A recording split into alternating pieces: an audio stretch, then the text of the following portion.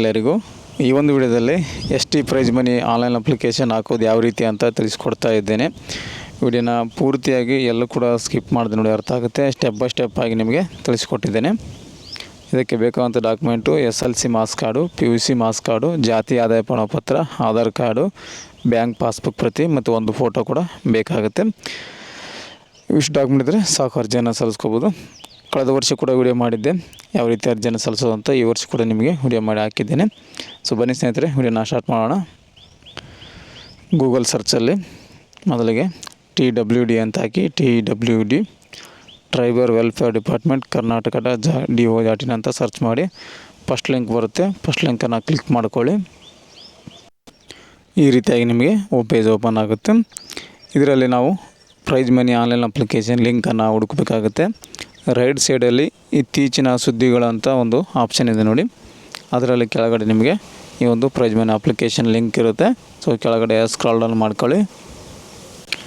Prize money application ಅಂತ ಇರುತ್ತೆ. Click ಮಾಡಿಕೊಂಡಾಗ ನಿಮಗೆ ಈ ರೀತಿಯಾಗಿ ಬರುತ್ತೆ ನೋಡಿ. ನಿಮಗೆ PUCಗೆ ಎಷ್ಟು, ಡಿಗ್ರಿಗೆ ಎಷ್ಟು, PGಗೆ ಎಷ್ಟು ಅಮೌಂಟ್ ಅಂತ ಇಲ್ಲಿ ನಿಮಗೆ ಲೆಫ್ಟ್ ಸೈಡಲ್ಲಿ ತೋರಿಸ್ತಾ ಇದೆ. PUC ಡಿಪ್ಲೊಮೊ 20,000 ರೂಪಾಯಿ ಆಗುತ್ತೆ. ಡಿಗ್ರಿಗೆ ಪಾಸ್ ಆದವರು 25,000 ರೂಪಾಯಿ ಕೊಡ್ತಾರೆ. ಮತ್ತು ಅಗ್ರಿಕಲ್ಚರು, ಇಂಜಿನಿಯರಿಂಗು, ವೆಟರ್ನರಿ ಮತ್ತು ಇನ್ನಿತರ ಬೇರೆ ಬೇರೆ ಪ್ರೊಫೆಷನಲ್ ಕೋರ್ಸ್ಗಳಿಗೆ 35,000 ರೂಪಾಯಿನ ಕೊಡ್ತಾರೆ. ಮತ್ತು PGಗಳಿಗೆ 30,000 ರೂಪಾಯಿನ ಕೊಡಲಾಗ್ತಾ ಇದೆ.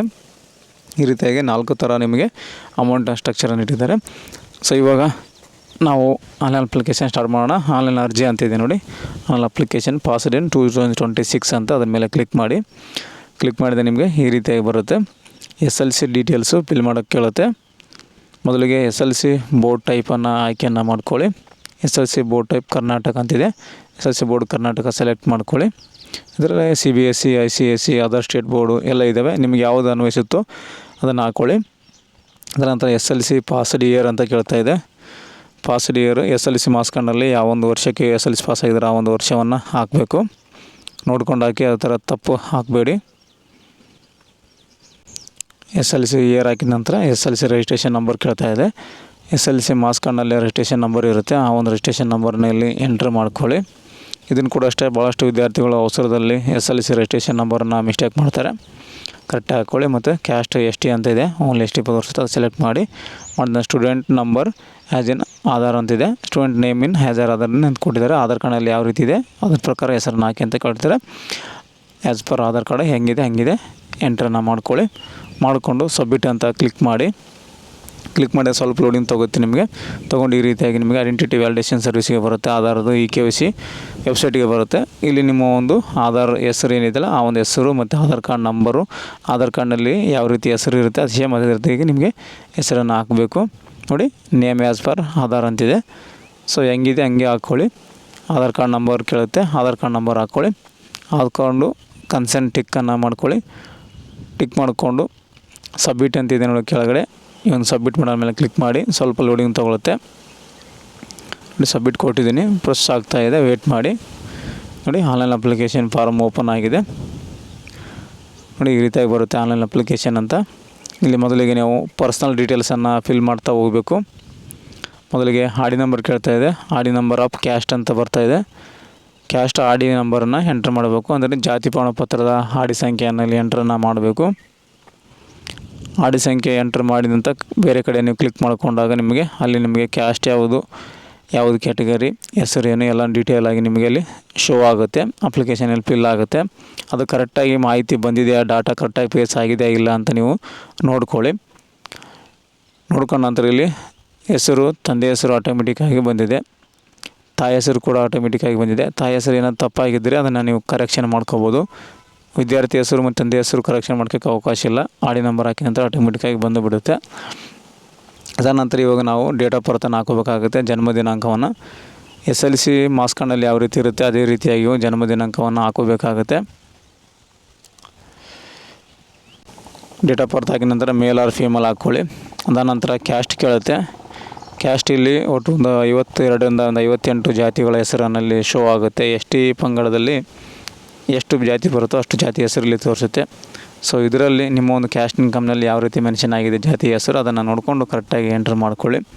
ಅದಂದ್ರೆ ಫ್ಯಾಮಿಲಿ ಆ್ಯನ್ಯುವಲ್ ಇನ್ಕಮ್ ಕೇಳುತ್ತೆ. ಫ್ಯಾಮಿಲಿ ಆ್ಯನ್ಯುವಲ್ ಇನ್ಕಮ್ಮು ನಿಮ್ಮೊಂದು ಇನ್ಕಮ್ ಸರ್ಟಿಫಿಕೇಟ್ನಲ್ಲಿ ಎಷ್ಟಿದೆ ಅದನ್ನು ನೋಡಿಕೊಂಡು ಇಲ್ಲಿ ಅದನ್ನು ಅಷ್ಟೇ ಹಾಕಬೇಕಾಗುತ್ತೆ ಅಮೌಂಟು.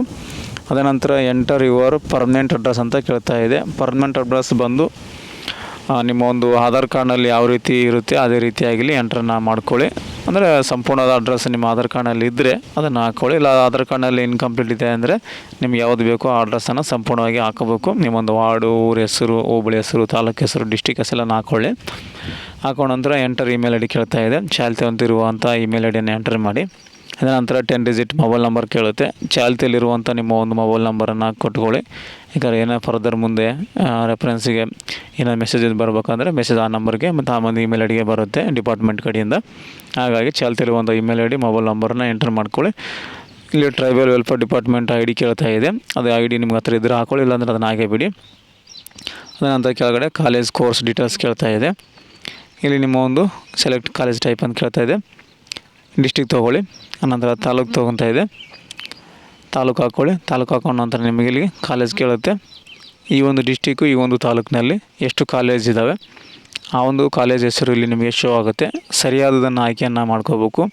ಅಂದರೆ PUC ನೀನು ಮೇಲೆ ಪ್ರಜ್ಮೆನ್ ಆಗ್ತಾಯಿದ್ರೆ PUC ಎಲ್ಲಿ ಓದಿದ್ರೆ ಆ ಒಂದು ಕಾಲೇಜ್ ಹೆಸರು, ಅಥವಾ ನೀವು ಡಿಗ್ರಿ ಮೇಲೆ ಆಗ್ತಾಯಿದ್ರೆ ಡಿಗ್ರಿ ಕಾಲೇಜ್ ಎಲ್ಲಿ ಓದಿದ್ರೆ ಆ ಒಂದು ಡಿಗ್ರಿ ಕಾಲೇಜ್ ಹೆಸರು ಏನೋ ಅದನ್ನು ಹೆಸರು ಕರೆಕ್ಟ್ ಹಾಕಬೇಕು. ಇಲ್ಲಿ ಆ ಒಂದು ತಾಲೂಕಿನಲ್ಲಿ ಎಷ್ಟು ಕಾಲೇಜ್ ಇದ್ದಾವೋ ಅಷ್ಟು ಕಾಲೇಜಲ್ಲಿ ನಿಮಗೆ ಇಲ್ಲಿ ಶೋ ಆಗುತ್ತಾ ಹೋಗುತ್ತವೆ. ಒಂದೊಂದು ಸಲ ಒಂದೇ ಕಾಲೇಜಿನ ಹೆಸರು ಡಬಲ್ ಇರ್ತವೆ. ಅಂದರೆ ಒಂದು ಹೆಸರು ಇದ್ದರೆ ಇನ್ನೊಂದು ಹೆಸರು ಸ್ವಲ್ಪ ಡಿಫ್ರೆಂಟ್ ಆಗಿರುತ್ತೆ. ಸರಿಯಾಗಿ ನೋಡ್ಕೊಂಡು ಆಯ್ಕೆ ಮಾಡ್ಕೊಳ್ಳಿ. ಕೆಲವೊಂದು ವಿದ್ಯಾರ್ಥಿಗಳು ನನಗೆ ಮೆಸೇಜ್ ಮಾಡ್ತಾಯಿದ್ರು. ಹಾಗಾಗಿ ನೋಡಿ PUC ಅಂತ ತೊಗೊಳ್ಳಿ. ಆನಂತರ ಇಯರ್ ತೊಗೊಳ್ಳಿ. ಇಯರ್ ಹಾಕಿದ ನಂತರ ಎಂಟರ್ ರಿಜಿಸ್ಟ್ರೇಷನ್ ನಂಬರ್ ಕೇಳುತ್ತೆ. ಮೇಲ್ಗಡೆ ನೀವು PUC ಇದ್ದರೆ PUC ಎಂಟರ್ ನಂಬರ್ ಮಾಡಬೇಕು. ಡಿಗ್ರಿ ಹಾಕೊಂಡ್ರೆ ಡಿಗ್ರಿ ರಿಜಿಸ್ಟ್ರೇಷನ್ ನಂಬರ್ನ ಹಾಕಬೇಕಾಗುತ್ತೆ. ಇಲ್ಲಿ PUC ವಿದ್ಯಾರ್ಥಿದು ಹಾಕ್ತಾಯಿದ್ದೀನಿ. ಹಾಗಾಗಿ PUC ರಿಜಿಸ್ಟ್ರೇಷನ್ ನಂಬರನ್ನು ಇಲ್ಲಿ ನಾನು ಹಾಕ್ತಾಯಿದ್ದೀನಿ. ಹಾಕಿದ ನಂತರ ನಿಮಗೆ ಇಲ್ಲಿ ಕೆಲವು ಸಲ ಈ ರೀತಿಯಾಗಿ ಬರುತ್ತೆ. Your register PUC number academic year wrong please check ಅಂತ ಬರ್ತಾಯಿದೆ. PUC ರಿಜಿಸ್ಟ್ರೇಷನ್ ನಂಬರು ಮತ್ತು ಅಕಾಡೆಮಿಕ್ ಇಯರು ರಾಂಗ್ ಆಗಿದೆ, ಚೆಕ್ ಮಾಡ್ಕೊಳ್ಳಿ ಅಂತ ಬರ್ತಾಯಿದೆ. ಸೊ ಎಲ್ಲನೂ ಕರೆಕ್ಟ್ ಆಗಿದ್ದರೂ ಕೂಡ ಈ ರೀತಿಯಾಗಿ ನಿಮಗೆ ಎರರ್ ಬರ್ತಾಯಿದೆ. ಸೊ ಈ ಒಂದು ಎರರ್ ಎದಕ್ಕೆ ಬರುತ್ತೆ ಅಂತ ನಿಮಗೆ ಸ್ಪಷ್ಟವಾಗಿ ಗೊತ್ತಾಗಬೇಕಂದ್ರೆ ಸಮಾಜ ಕಲ್ಯಾಣ ಇಲಾಖೆಗೆ ಭೇಟಿ ನೀಡಬೇಕಾಗುತ್ತೆ. ನಿಮಗೆ ಕೆಲವೊಂದು ಸಲ ನಿಮ್ಮ ಒಂದು PUC ರಿಜಿಸ್ಟ್ರೇಷನ್ ನಂಬರು ಅಥವಾ ಡಿಗ್ರಿ ರಿಜಿಸ್ಟ್ರೇಷನ್ ನಂಬರು ಆ್ಯಡ್ ಆಗಿರೋದಿಲ್ಲ ಇಲಾಖೆಯಲ್ಲಿ. ಹಾಗಾಗಿ ಒಂದು ಸಲ ಹೋಗಿ ನೀವು ಸಮಾಜ ಕಲ್ಯಾಣಕ್ಕೆ ಹೋಗಿ ಈ ಒಂದು PUC ರಿಜಿಸ್ಟ್ರೇಷನ್ ನಂಬರು ಅಥವಾ ನೀವು ಡಿಗ್ರಿ ಮೇಲೆ ಆಗ್ತದೆ ಡಿಗ್ರಿ ಅಥವಾ PG ಮೇಲೆ ಆಗ್ತದೆ PG ನಂಬರ್ನ ಹೋಗಿ ಅಲ್ಲಿ ನಿಮಗೆ ತೋರಿಸ್ಬೇಕು. ಈ ರೀತಿಯಾಗಿ ಸ್ಕ್ರೀನ್ಶಾಟ್ ಬರ್ತಾಯಿದೆ ಅಂತ ಅವರು ಅದಕ್ಕೆ ಸೊಲ್ಯೂಷನ್ ಹೇಳ್ತಾರೆ. ಈ ವಿದ್ಯಾರ್ಥಿ ಕೂಡ ಹಾಗೆ ಬರ್ತಾಯಿದೆ. ಸೊ ನೆಕ್ಸ್ಟ್ ಅಪ್ ಇವಾಗ ರಿಜಿಸ್ಟ್ರೇಷನ್ ನಂಬರ್ ಹಾಕಿದ ನಂತರ ಎಂಟರ್ ಕೋರ್ಸ್ ಅಂತ ಇದೆ. ಕೋರ್ಸ್ ನೀವು ಇಲ್ಲಿ ಹಾಕೋಬೇಕಾಗುತ್ತೆ. ನೀವು ಆರ್ಟ್ಸು, ಸೈನ್ಸು, ಕಾಮರ್ಸು PUCನಲ್ಲಿ ಅಥವಾ ಡಿಗ್ರಿ ಆಗಿದ್ದರೆ ಡಿಗ್ರಿ ನಿಮಗೆ BA, BCom, BSc ಯಾವುದು ಡಿಗ್ರಿ ಇದೆ ಆ ಒಂದು ಡಿಗ್ರಿಯನ್ನು ಇಲ್ಲಿ ಹಾಕೋಬೇಕಾಗುತ್ತೆ. ನಂತರ ಮಾರ್ಕ್ಸ್ ಹಾಕೋಬೇಕಾಗುತ್ತೆ. ಎಷ್ಟು ಮಾರ್ಕ್ಸ್ ಅಂದರೆ ಅಷ್ಟು. ಅದಂತ ಬ್ಯಾಂಕ್ ಡೀಟೇಲ್ಸ್ ಕೇಳ್ತಾ ಇದೆ. ಬ್ಯಾಂಕನ್ನು ಸೆಲೆಕ್ಟ್ ಮಾಡ್ಕೋಬೇಕು. ಯಾವೊಂದು ಬ್ಯಾಂಕ್ ಕೊಡ್ತಾ ಇದ್ದಾರೆ ಅಂದರೆ ನೀವು ಆಧಾರ್ ಸೀಡಿಂಗ್ ಆಗಿರುವಂಥ ಬ್ಯಾಂಕ್ ಅಕೌಂಟನ್ನೇ ಕೊಡಬೇಕಾಗುತ್ತೆ. ಆನಂತರ ಬ್ಯಾಂಕ್ ಡಿಸ್ಟಿಕ್ಕು, ಬ್ಯಾಂಕ್ ಮತ್ತು ಬ್ರ್ಯಾಂಚು ಯಾವೊಂದು ಊರಲ್ಲಿದೆ ಈ ಒಂದು ಬ್ಯಾಂಕು ಆ ಒಂದು ಬ್ರ್ಯಾಂಚನ್ನು ಸೆಲೆಕ್ಟ್ ಮಾಡ್ಕೊಂಡಾಗ ಅಡ್ರೆಸ್ ಆಟೋಮೆಟಿಕ್ ಬರುತ್ತೆ. ಇಲ್ಲಿ ಅಕೌಂಟ್ ಹೋಲ್ಡರ್ ನೇಮ್ ಕೇಳುತ್ತೆ. ಬ್ಯಾಂಕ್ ಅಕೌಂಟ್ನಲ್ಲಿ ಯಾವ ರೀತಿ ಹೆಸರು ಇರುತ್ತೆ ಪಾಸ್ಬುಕ್ನ ಅದನ್ನು ಹಾಕ್ಕೊಳ್ಳಿ. ಅಕೌಂಟ್ ಆ್ಯಪ್ಸ್ ಕಾರ್ಡ್ ಹಾಕ್ಕೊಂಡು ನೆಕ್ಸ್ಟ್ ಸ್ಟೆಪ್ಪಿಗೆ ಬನ್ನಿ. ಇಲ್ಲಿ ಅಪ್ಲೋಡ್ ಒರಿಜಿನಲ್ ಡಾಕ್ಯುಮೆಂಟ್ ಎನ್ಕ್ಲೋಸರ್ ಅಂತಿದೆ. File size should be less than 100 KB ಅಂತಿದೆ. ಇಲ್ಲಿ 3 ಡಾಕ್ಯುಮೆಂಟನ್ನು ಅಪ್ಲೋಡ್ ಮಾಡಬೇಕು. ಮೊದಲಿಗೆ ಫೋಟೋವನ್ನು ಅಪ್ಲೋಡ್ ಮಾಡಬೇಕು. ಆನಂತರ ಕ್ಯಾಸ್ಟ್ ಸರ್ಟಿಫಿಕೇಟನ್ನು ಅಪ್ಲೋಡ್ ಮಾಡಬೇಕು. ಆನಂತರ ಮಾಸ್ ಕಾರ್ಡನ್ನು ಅಪ್ಲೋಡ್ ಮಾಡಬೇಕು.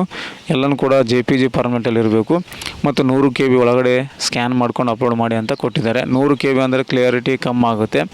ಸೊ ಹೇಗೆ ಮಾಡ್ಕೊತಾರೋ ನಿಮಗೆ ಬಿಟ್ಟಿದ್ದು. ಮೊಬೈಲಲ್ಲೇ ಫೋಟೋ ಕ್ಲಿಕ್ ಮಾಡಿಕೊಂಡು ಒಂದು ಆ್ಯಪ್ ಬರುತ್ತೆ KB ಸೈಜರ್ ಕಮ್ಮಿ ಮಾಡೋದು ಮಾಡಿಕೊಂಡು ಇಲ್ಲಿ ಫೈಲನ್ನು ಅಪ್ಲೋಡ್ ಮಾಡ್ಕೊಂಡು ಎಲ್ಲ ಅಪ್ಲೋಡ್ ಮಾಡ್ತಾಯಿದ್ದೀನಿ. ನೋಡಿ ಅಪ್ಲೋಡ್ ಅಂತ ಕೊಟ್ಟಿದ್ದಾರೆ. ರೈಟ್ ಸೈಡಲ್ಲಿ ಅಪ್ಲೋಡ್ ಅಂತ ಕೊಡಬೇಕು. ಚೂಸ್ ಮಾಡಿಕೊಂಡು ರೈಟ್ ಸೈಡ್ ಅಪ್ಲೋಡ್ ಅಂತಿದೆ ಅದನ್ನು ಕೊಡಬೇಕು. ಮಾಡಿಕೊಂಡು ಕೆಳಗಡೆ ಡಿಕ್ಲರೇಷನ್ ಇದೆ ಆ ಒಂದು ಡಿಕ್ಲರೇಷನ್ನ ಕ್ಲಿಕ್ ಮಾಡಿ ಸಬ್ಮಿಟ್ ಅಂತ ಒಂದು ಆಪ್ಷನ್ ಇದೆ ನೋಡಿ. ಈ ಒಂದು ಸಬ್ಮಿಟ್ ಬಟನ್ ಮೇಲೆ ಕ್ಲಿಕ್ ಮಾಡಬೇಕು. ಕ್ಲಿಕ್ ಮಾಡಿದಾಗ ನಿಮಗೆ ಸಕ್ಸಸ್ಫುಲ್ಲಾಗಿ ರಿಜಿಸ್ಟ್ರೇಷನ್ ಆಗಿದೆ ಅಂತ ಬರುತ್ತೆ. ಆ ನಂಬರನ್ನು ಕ್ಲಿಕ್ ಮಾಡಿಕೊಂಡು ಒಂದು PDF ಬರುತ್ತೆ. ಆ PDF ಡೌನ್ಲೋಡ್ ಮಾಡ್ಕೊಂಬಿಡಿ. ಆ ಒಂದು PDF ಡೌನ್ಲೋಡ್ ಮಾಡ್ಕೊಂಡು ಪ್ರಿಂಟ್ ತಗೊಂಡು ಎಲ್ಲ ಸಪೋರ್ಟಿಂಗ್ ಡಾಕ್ಯುಮೆಂಟೊಂದಿಗೆ ನೀವೇನಿದೆಲ್ಲ Aadhaar card, caste income, marks card, photo, bank passbook ಎಲ್ಲನೂ ಜೆರಾಕ್ಸ್ ಪ್ರತಿಗಳನ್ನು 2 ಮಾಡ್ಕೊಳ್ಳಿ. ಒಂದು ತಾಲೂಕು ಆಫೀಸ್ಗೆ ಕೊಡಬೇಕಾಗುತ್ತೆ ಸಮಾಜ ಕಲ್ಯಾಣ ಇಲಾಖೆಗೆ. ಅವರು ಡಿಸ್ಟಿಕ್ ಆಫೀಸ್ಗೆ ಫಾರ್ವರ್ಡ್ ಮಾಡ್ತಾರೆ. ಈ ರೀತಿ ನೀವು ತುಂಬ ಈಸಿಯಾಗಿ ಆನ್ಲೈನ್ ಮುಖಾಂತರ ಅರ್ಜಿಯನ್ನು ಸಲ್ಲಿಸ್ಕೋದು ಹೇಳಿಕೊಟ್ಟಿದ್ದೇನೆ. ಸೊ ಈ ಒಂದು ಮಾಹಿತಿ ನಿಮಗೆ ಉಪಯುಕ್ತ ಆಗಿದೆ ಅಂತ ಅನ್ಕೊತೀನಿ. ಈ ಒಂದು ವಿಡಿಯೋದಲ್ಲಿ ಏನಾದರೂ ನಿಮಗೆ ಮಾಹಿತಿ ಗೊತ್ತಾಗಿಲ್ಲ ಅಂದರೆ ಏನೋ ಎರರ್ ಬರ್ತಾ ಇದ್ದರೆ ಏನಾದ್ರು ಪ್ರಾಬ್ಲಮ್ ಇದ್ದರೆ ಕಮೆಂಟ್ ಮಾಡಿ. ಏನು ಬರ್ತಾಯಿದೆ ಅಂತ ಕಮೆಂಟ್ ಮಾಡಿ. ಕಮೆಂಟಲ್ಲಿ ನಾನು ನಿಮಗೆ ಸೊಲ್ಯೂಷನನ್ನು ಹೇಳಿಕೊಡ್ತೀನಿ. ನೆಕ್ಸ್ಟ್ ವಿಡಿಯೋದಲ್ಲಿ ಮತ್ತೊಂದು ಉಪಯುಕ್ತ ಮಾಹಿತಿಯೊಂದಿಗೆ ನಿಮ್ಮನ್ನು ಭೇಟಿ ಆಗ್ತೀನಿ. ಅಲ್ಲಿವರೆಗೂ ನಮ್ಮ ವೀಡಿಯೋಸನ್ನು ನೋಡ್ತಾ ಇರಿ, ಸಪೋರ್ಟ್ ಮಾಡಿ ಅಂತ ಹೇಳ್ತಾ thank you. Thanks for the watching.